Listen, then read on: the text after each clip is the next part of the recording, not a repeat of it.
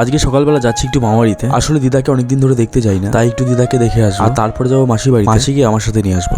আমি যে রাস্তা দিয়ে যাচ্ছি সেই রাস্তাতে কোনো পেট্রোল পাম্প না থাকায় আর গাড়িতেও সামান্য মাত্র তেল থাকে, আমি রাস্তার পাশে একটি দোকান থেকে কিছুটা তেল ভরে নিলাম, যাতে অন্তত হাইড্রোটেড পেট্রোল পাম্প অব্দি যাওয়া যায়। আমি প্রত্যেকবার মদনপুরের রাস্তা দিয়ে যাই, কারণ এর প্রাকৃতিক সৌন্দর্যটা দেখতে আমার খুব ভালো লাগে আর এই জায়গাটি আমার খুব প্রিয় জায়গার মধ্যে একটি। যা কথা বলতে বলতে মামাবাড়িতে চলেও আসলাম। আর মামাবাড়ির কাজ ছেড়ে বাড়িতে এসে দেখলাম মা যেন রান্নাঘরে কি একটি বানাচ্ছে। গিয়ে দেখলাম মা আলু আর ডিম দিয়ে একটি পিজা বানিয়েছে। জানি না কেমন হবে খেতে, এটি আমি আগে কোনোদিনও খাইনি, চলো খেয়ে দেখা যায়। আর এটি একদমই মনে হচ্ছে না ডিম আর আলু দিয়ে তৈরি, খেতে দুর্দান্ত হয়েছে। আর একটু চিজ থাকলে আরো ভালো হতো। বিকেলবেলার দিকে দোকানে গিয়ে দেখলাম আমাদের দোকানের সামনে শনি পুজোর আয়োজন চলছে। আজকে আমরা সিদ্ধান্ত নিয়েছি শনি প্রসাদ বানানো হবে। আসলে আমাদের বাজারের পুরনো শনি ঠাকুরের ফটোটি নষ্ট হয়ে গেছে, তাই বাবা কিছুদিন আগে একটি নতুন শনি ঠাকুরের ফটো নিয়ে এসেছে। নতুন ফটোতে পুজো হবে বলে শনি প্রসাদের আয়োজন করা হয়েছে। আর একদিন ঠান্ডা একদিন গরম, এরকম ওয়েদার চেঞ্জের জন্য আমার প্রচুর পরিমাণে ঠান্ডা লেগেছে আর তার জন্য কথা বলতে আমার অসুবিধা, তাই তোমরা একটু অ্যাডজাস্ট করে নিও। আর আজকের ব্লগটা এই পর্যন্ত। এরকম আরো মিনি ব্লগসের জন্য চ্যানেলটি সাবস্ক্রাইব করে নিও।